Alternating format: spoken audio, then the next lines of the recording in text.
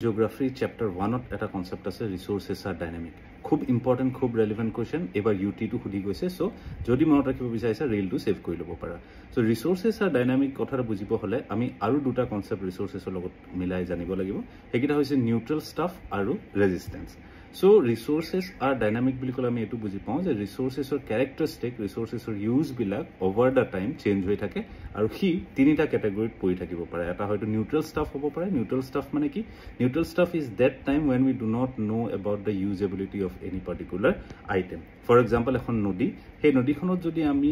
use কৰিব নাজানো নদীখনত কেনে ধৰণে ব্যৱহাৰ কৰিব পাৰো সেই ৰিভাৰখন হেতু কথা যদি আমি নাজানো তেতিয়ালৈকে ৰিভাৰখন কি হৈ থাকিব এটা নিউট্ৰেল ষ্টাফ হৈ থাকিব ঠিক আছে এটা সেই ৰিভাৰখন যদি ৰিসোৰ্স কৰিব লগা হয় আমি শিকিব লাগিব আমি হিউম্যান